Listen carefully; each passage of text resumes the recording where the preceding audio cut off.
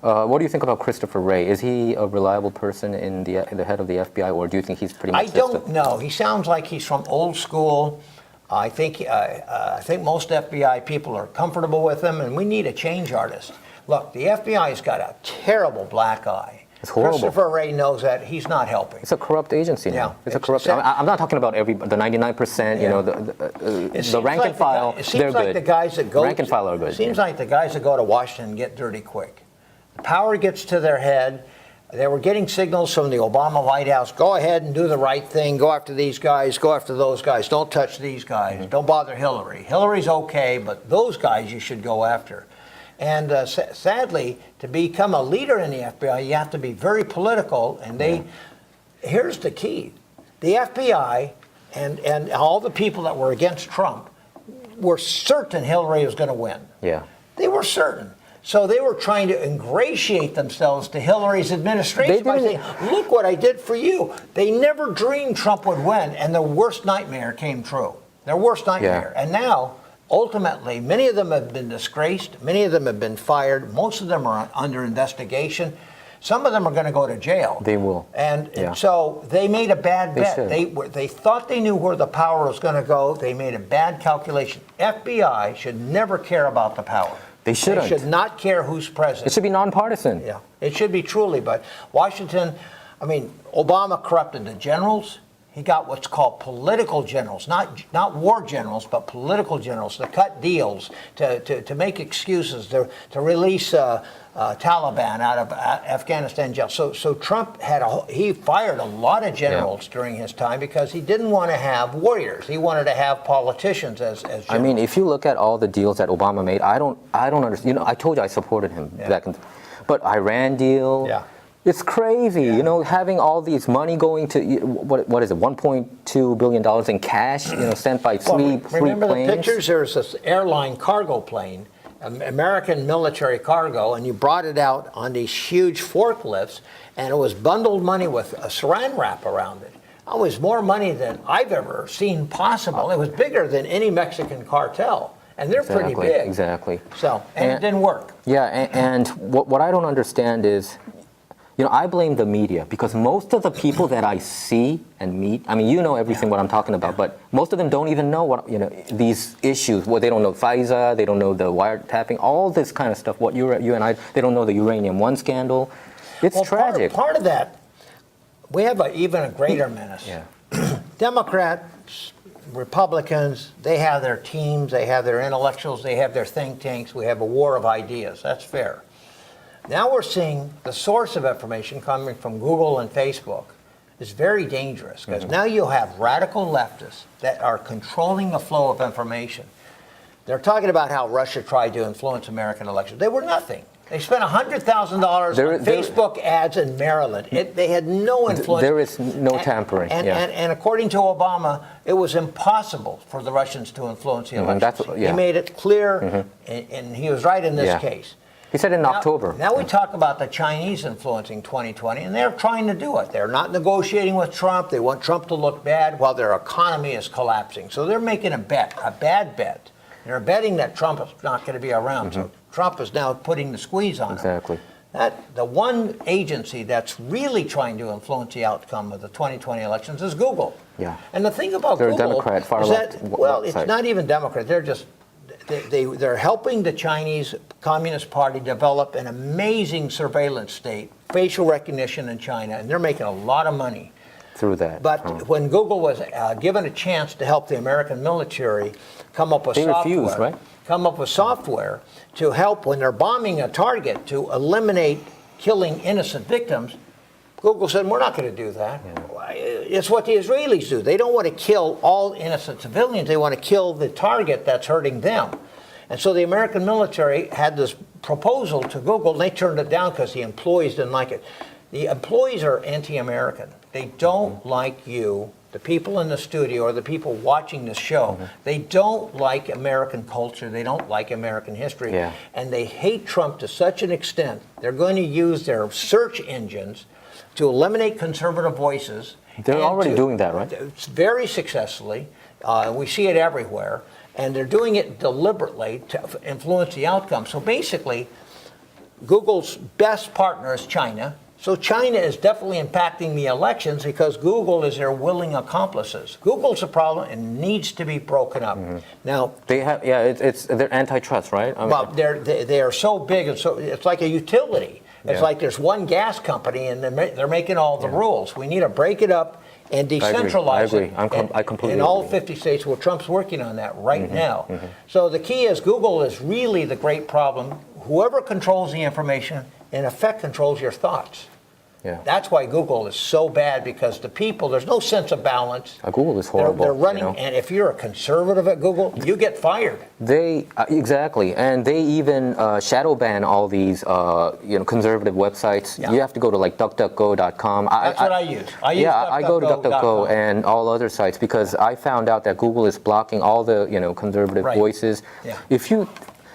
For instance, if you put like FISA, FISA, FISA is a huge Right, issue right now. right. If you click on Google, you're not going to find that much about it. No.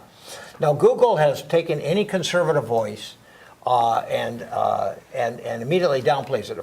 There's a website called Gateway Pundit. I know. It's a Gateway nice Pundit. little, Pundit. Gateway Pundit is good. Yeah. It's a nice little Website, blog, yeah. and it's not racial, it's not hostile, it's got good information. Somebody was Googling it the other, Rush Limbaugh mentioned it this morning. Yeah. Somebody Googled, a friend of his Googled it, and he got a warning saying, this is a racist website, avoid crazy. it. It's now, amazing. in China, if you call somebody that's on their watch list, you'll get a voice saying, why are you calling Mr. Yang? Mr. Yang is a well-known anti-government activist. You should ask yourself why you're calling him. Maybe you shouldn't call him. Now, that's what's happening in real-time China. It's funny, Google's using the same kind of method Yeah, they are that the choosing the same communist kind of Chinese method. are. It's just sad. But do you think this whole thing is starting with California, Google being a Northern California company, this shadow banning, and even the vote that had been happening, the ballot harvesting last year? I'm worried about the state of California. California is right now becoming more third world than any other state in America. Yeah. We have a feudal system. It's back to the Middle Ages in Europe. And maybe, I don't know Asian history that well, but probably the same parallel. You have a concentration of very wealthy, powerful people that kind of inbred. They go to the same schools. Their children go to the same schools. So Silicon Valley, Beverly Hills, a couple of places like that. And then you have the huge serfs, the people that are not as well educated. They're getting a lot of government benefits. Handouts. And also the jobs aren't very good. So it's an 80-20 situation we're going into. So 80% are poor and 20% are wealthy, and then 1% are super wealthy. Here's the problem. There's no middle class. My party, Republicans, is middle class. Yeah. Farmers, ranchers, shop owners, professionals, small business folks, white collar. Ever since Abraham Lincoln, we've been a middle-class party. When you squeeze out the middle class, you have the vast poor that are dependent on government, and then the wealthy elite who likes it that way. And they vote for the same party. Here's my proof. In the recent elections, it is now legal for prisoners in county jail to vote. Who knew? Really? Oh, yeah.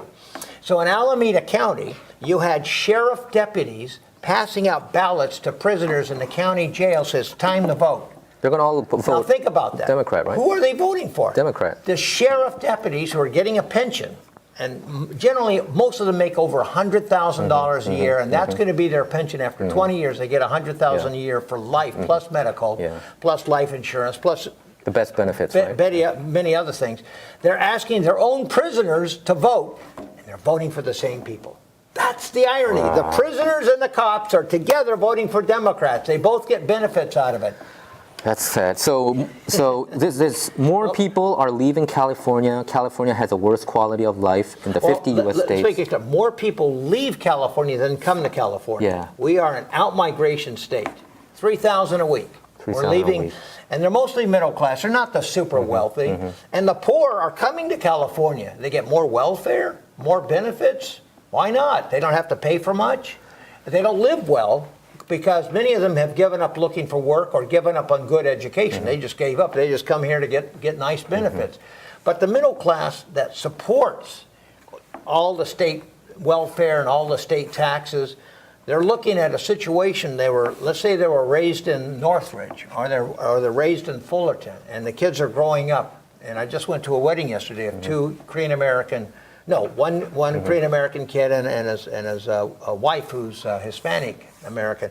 They're leaving California in 3 days. They got married. Wow. They're in their 20s. They're leaving. The jobs are not here. They're both college educated. One of them tried to start a coffee shop, and too many regulations, too much competition. It was just not a good place to start a business. They're going to go to another state. So $3,000 a week more than are coming in. People still come to California, but more leave than come.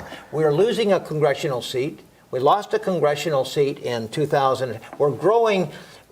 We're it's going to shrink. Right? Yeah, we're shrinking compared to states like Florida and Texas and North Carolina. We're expanding. Arizona is expanding. Nevada's growing. The opportunities are better. Housing is cheaper. They're safer. The schools are better. So California is among the worst schools. 45, 46. LA Unified is the worst school district, big school district in America besides Chicago. I know. And John Lee, when he used to be the chief of staff for CD12, right, he used to tell me this all the time. He finds it so sad and tragic that he gets phone calls all the time from people that they're leaving from CD12. Yeah. And California governor back then, it was Rick Perry. Yes. Rick Perry would cold call these company CEOs and say, hey, come over here. We're going to give you all kinds of tax benefits. You don't need to call them anymore. They know about it and they're leaving. Here's what we do know. The good jobs have left California. You have at one time, Joel Kotkin, Kotkin, writes about this a lot. He's a demographer at Chapman University. He writes constantly. And his research shows you at one time manufacturing in California was the highest percentage in America with really upper middle class wages. We had a blue collar with high school educations making great money, equivalent to $100,000 now. All those manufacturing jobs, auto and particularly aerospace, we lost 500,000 jobs in Los Angeles and Orange County in the 90s. When those jobs disappeared, the people getting paid disappeared. They went to Oklahoma. Where those were aircraft. One time, California had the greatest concentration of aerospace industry in the world. Yeah. Now it's a shell. It's a portion of that. Silicon Valley is now wealthy, but how many people do you think are working in Silicon Valley? Not that many. Hundreds and hundreds and hundreds of thousands. How about 40,000? Wow. That's it. 40,000 are making great salaries, can afford to live at a $5,000. It's not a job-making machine, but it's not a job-making machine. Yeah. But they offsource their work in China and elsewhere. So so there's 40,000 elite, and yet we have California's 40 million people. We have 1/3 of our population, about 15 million, that are considered in poverty. And that's not talking about the middle class or the lower middle class that's barely making ends meet. But people that are welfare dependent, people that are living, maybe 2 families, 3 families in an apartment, that's where California is going. So it's a feudal state. We're going back to the Middle Ages. In California, this is not America. That's not how it should be. Do you think that's happening because of the Democrat policies? Because since they have been such a dominant party here? No question about it. Silicon Valley funds the Democrat Party. They pay the big taxes. They don't care. They're making so much money. But as soon as there's a first recession in Silicon Valley, California will collapse. They can't. They're so overextended. It'll collapse. Do you think it's going to come pretty sooner than later? Trying to guess what the economy is going to do is a guess. And, it's been 10 years since we've had our last recession, and we have recessions every 10 years, so we'll see. Trump's doing very well. He had a tax cut. Companies are making a lot of money. We have 1 million more jobs available than people to fill them. We have the lowest unemployment for blacks and Hispanics Nationally, and Asians and women yeah. in the history of America. So these are the lettuce years. California is not getting it. Yeah, a small elite is doing very well in California, but most people aren't. Yeah, and he lowered the corporate tax rate from 35 to 21. He brought in hundreds of billions of dollars back. And also manufacturing jobs, 600,000. They all the smart Obama economists said, we'll never get those jobs again. Just give up. They're just nut jobs. And what they did is that Obama's elitists said, no, the future is in New York and California. No, I don't think so. Forget the flyover states. And the flyover states is what got Trump elected. Yeah. And they'll reelect him. I mean, the media going crazy. I think they're completely gone bonkers. Yeah. That's why nobody believes them. The trust among American journalism is at the lowest it's ever been in American history. Because it's fake We don't news, trust you know? them. It's fake news. We know they lie. They lie on purpose. Don Lemon, all these CNN whack jobs, you know, Rachel Maddow. Rachel Maddow, if you look at her channel, it's just Russia conspiracy 24/7. It's just insane. She lost over half of her ratings. When the first Mueller report came out, people finally realized that they were living a fable, that Mueller was going to destroy Trump, and there was nothing I mean, there. it's a disgrace. Like Time Magazine having a special about President Trump eating 2 ice creams when other people were just eating one, having only Diet Coke. How could you make that? How could you hate I mean, what I don't understand remember, is... Time Magazine went bankrupt twice. It's no longer a real magazine. It's mostly internet. It doesn't have much of a circulation. It's got a reputation. Time was the... Time at one time, magazine. Growing up, everybody looked at Time, what was on the cover. But some creepy left-wing billionaire bought it just for his own ego, and so they continue to do it. But there's no readership. I mean, there was one time they had an 8-page special about Trump, but they didn't put his head. It was all cut off. Yeah. I couldn't believe it. You know, how can you consider yourself? Well, I mean, they pretend to be a fair magazine, but they're not. I don't think most observers think they're fair. If they're used in as a source, people laugh. It's laughable. So are they inherently corrupt to ignore all these news going on? They've reached a new level in the left in journalism has a mission, and their mission is to destroy the enemies of what they call democratic socialism. So they don't care what's going on in Venezuela or North Korea or Cuba or even China for that matter. In fact, many of them think China's a great example. China's just doing great stuff. But it's one of the most draconian, anti-humane societies on earth. It's very close to North Korea, the way they treat people. They don't have human rights there. No, none at all. Do you think President Trump wants to cut off all business deals with China? Because it seems like that's one of his... I get that kind of feeling these days. He's doing something that hasn't been done since, I don't remember, since maybe the War of 1812. I mean, where you're using trade policy to affect a governmental change. I got a resolution passed unanimously by the Republican National Committee, which I thought the White House was going to push back on. But right now, there are thousands of political prisoners in their 20s and 30s being harvested for their vital organs. China has the world's greatest transplantation, medical tourism, where if you need a kidney or a heart or a liver, about 2 weeks you get it. Now in America, it takes a year. Exactly. Why is that? It's voluntary. But in China, it's mandatory, they're using their political prisoners. They get a full medical exam. This has been proven overwhelmingly. Wow. It's sad. And to see how good their liver is, how good their blood type is. And Chinese could care less about the value of human rights. In fact, to punish a political prisoners, to take out their vital organs and kill them, is like an extra punishment. It's just a punishment. It's profoundly evil. Evil. So the RNC passed the resolution, went to the White House for approval. Some changes were made, but it passed Friday morning. And so the Republican National Committee has joined many other organizations attacking the Chinese for organized organ harvesting against political prisoners, which is a great crime against humanity. And the doctors that are affiliated with that, there's 750 hospitals in China. They do huge business. It's billions of dollars they bring in. And so we want a law passed in America. No American should go to China for organ transplant, because what are they getting? They're getting the life of a young person who was sacrificed for their purposes. That's evil. That's a very definition of evil. I want to see Democrats show if they're real in their hearts, if they're really sincerely concerned about fundamental human rights. And they should join me on this. This ought to be a left-right, right-wrong situation. But it seems like the Democrat Party these days, when it comes to foreign countries, they're kind of okay with a lot of it's inhumane their culture. things. Don't interfere with like Saudi their culture. Arabia, what they're doing to females, it's like, it's okay. I mean, killing gays, pushing them out off the rooftop. They never talk about those. They don't talk about female genital mutilation, which this radical Congresswoman Omar from Somalia says that she represents the Somalians, even though she's elected to Congress in Minneapolis. She was a victim of female genital mutilation. She doesn't talk about it.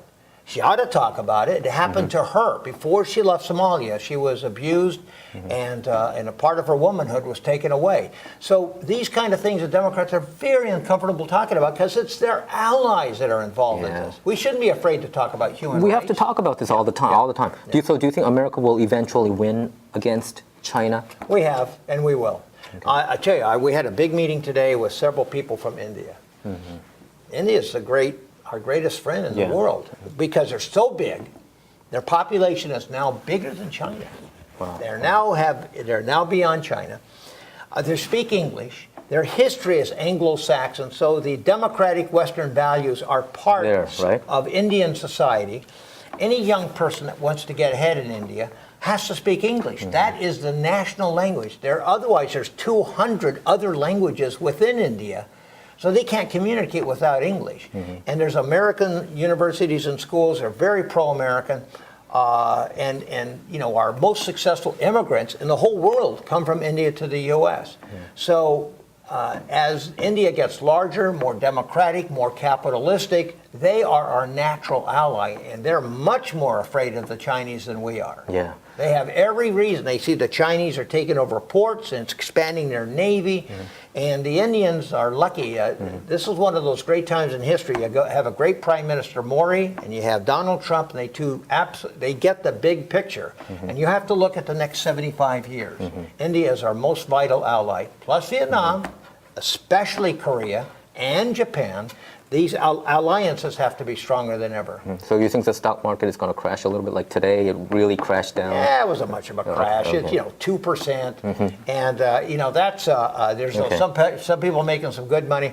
It crashed it's such a minor part of how much it's grown. Yeah, it did grow a lot. It did grow a lot. It's amazing. Yeah. So if anybody had stock in 2016 and they kept it, they're very happy today. Exactly. So do you think the Democratic Party is becoming like a socialist party? Well, there is that struggle. You could always accuse a Democrat big spender and a Democrat big government being kind of socialist. But now it's socialist. Yeah. Bernie Sanders, who was running in 2016, was considered kind of a far-out joke. Yeah. He's looking normal. Now he's got to deal with Elizabeth Warren and Buttigieg, and he's looking competition. He's like a normal Democrat now when he's not even a registered Democrat. He's still a registered socialist Is he in a Vermont. Socialist? Oh, okay. I mean, he's a registered socialist. He's not hiding anything. Bernie Sanders, who's such a wacky, crazy guy, he's crazy. He's now looking a little more normal. Where do you think he had his honeymoon? Where would you have your honeymoon? How about Moscow? He went to Moscow. Who has a honeymoon in Moscow unless you're out of your mind? I think I heard of that. It's the last place you'd have a honeymoon. This is a nation state that has killed 40 million of its own citizens. He liked Russia. He liked Soviet Union, obviously. He does. But now he's accusing Trump. I mean, it's just, I know. Whenever they talk about Russia collusion, I just tune them off. It's just insane. So this socialism movement is a movement. The squad, you have this squad. It's not going to. You don't think it's a flash in the pan? No, it's a serious movement for socialism, and you see a lot of people that because some actress says socialism's great, they don't know what they're talking about, and it shows you every generation to embrace democracy and fundamental individual liberty has to be retrained. You can't take it for granted. We live in the greatest, most peaceful. The most generous society in all of world history that is lifting up the rest of the world, and yet too many Americans are spoiled and lazy, have gone to left-wing universities that hate their race, that hate their religion, that hate their upbringing, that hate their parents. And so it's a suicide pill that slowly some Americans are taking. Trump really captivated that idea and has turned it around. And so now we have two different elements. Yeah, two different worlds. We have a group of people that despise this country, that are taking down monuments, that if you did something bad 100 years ago, you're a disgraceful. And then we have people that understand the bigger picture, that America's the greatest source of freedom that the world has ever seen and is the hope of all of mankind. So so that's a struggle today. The left wants socialism. They want control. They don't think you or anybody watching this is smart enough to control their own lives. Yeah. They don't want you having green straws. They don't want you driving that nasty car. They want you in a bicycle.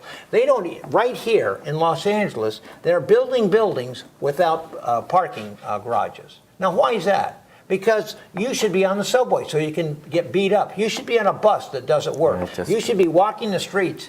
In other words, they're putting, and the apartments in Los Angeles, they're getting smaller. Yeah, they want housing, but now you're going to be, in some places, in Shanghai and Beijing and Hong Kong, 200 square feet for a family of three, 2 adults and one child. That's a human rights abuse. It is. And we have so much land in California. 90% of our land is available, it's clean, and that's where we should be growing and expanding for human beings. I like little animals, but humans are still more important than little animals. Yeah, this like new Green Deal, I mean, it's completely insane. Well, that's it's socialist. ridiculous. It doesn't... It's control over the human being, and Democrats love control because it's an elitist idea. They really believe that they're here and they're smarter than most of the people out there, and they need to control their lives. People like that are officious and boring, and they're evil. This is not any different than other totalitarians in the past. Yeah, and are they trying to move America to like countries like Denmark, or is that their goal? Like Norway, Scandinavia? That's their dream, but those are homogeneous societies that are actually going away from the welfare model, becoming more capitalistic. They're actually getting more capitalistic, right? That's right. And so they want to have a Norway. Well, Norway gets most of its money from oil. It's a tiny country of 3 million, so of course they can afford socialism. And it's a tiny country. Right. Venezuela could have afforded socialism, but sadly the generals have taken billions for themselves. Exactly. Screw the corruption. Screw the poor people. Venezuela used to be one of the richest countries out there, right? I mean, what happened to that country is really tragic. It was one of the richest countries in the world per capita. Argentina is a better example. Argentina in 1900 was one of the 3 wealthiest countries in the world with the highest standard of living. And after years and years of dictatorships and the fascists and the Peronists and then the leftists and the socialists, it is now a third world country. Yeah, it is a third world country. Amazing that after, just by changing your values and changing your market economy and putting all power in the hands of a few people, and they steal it, and that's what happens. Most of these socialist countries get corrupt very quickly because it's power in the hands of a few. Yeah. And so Argentina was still is a fabulous country, but it's poor because of its politics. So Venezuela is a disaster. It's a disaster. It's a human disaster. I think that's why all Americans have to be involved in politics. They should know how scary these people are, this far left wing. Yeah. They're just, goons. And it's, even in CD12, Lundquist, this professor in CSUN, I think she seems to be a little bit in that pack, right? Yeah. It's a shame where the only Democrat that can thrive in California is the farthest left Democrat. She beat a bunch of moderates in the primary. Exactly. She's a hardcore, remorseless leftist. She could care less about building new homes. She hates it. She could care less about public schools because right now the Democrats control it. Her kids wouldn't go to a public school. They'd go to a private school. She could care less about personal security. She has a bodyguard. She could care less. She works for the government. Keep in mind, she's never had a capitalist job. She works for Cal State. Look, as a college professor, what kind of a life is that? You're on a beautiful campus. You have young, adoring students. Nobody criticizes you. You work 12 hours a week, and you get over $100,000 a year. It's the greatest scam. It is. If anything, we're going to see American universities starting to get smaller and closing down because the internet is going to do a far better job and cheaper. We can't afford professors like Lundquist whose utility is minimal. They don't offer much value to the student. I agree. I think I learned much more during, from internet or YouTube or these educational programs over my years in college, or it became that way, right? I'd like to swing the camera around to June. June is learning far more here, this intern from Seoul, Korea, is learning far more in a real-world setting than you will in universities. In universities, you got these stuck-up professors. You can't fire them. That's problem number one. You should be like anybody else in the free market. If you don't cut it, if you don't produce, if you're not good with your students, you get low ratings, You should be fired. Yeah. You cannot fire once they have tenure. Lundquist, you can't fire her. You're right.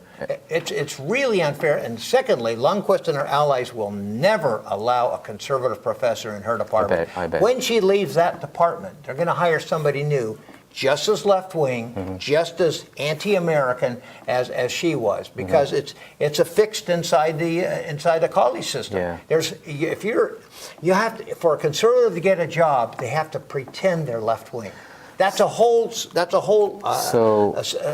process in itself to hide in. John Yoo became a faculty member at Georgetown? At Berkeley Bolt Hall Law School. And at first, when he was brought in, he's Korean, he's got to be one of us, he kept his powder dry. He became tenured. Then he became this monstrously, very influential conservative He's a huge voice theoretician. now. He writes all the time. He's a brilliant litigator. Time today on Fox. And a friend of mine. Oh, is he? Yeah, Okay. of course. And I love and John Yoo, and then the left said, we got to fire him. Well, he had tenureship, but he did it. He's like 1 out of 10,000. He's one of the ones that got in by pretending to be something else, and basically because he was Korean, they just assume, he's going to be one of us too.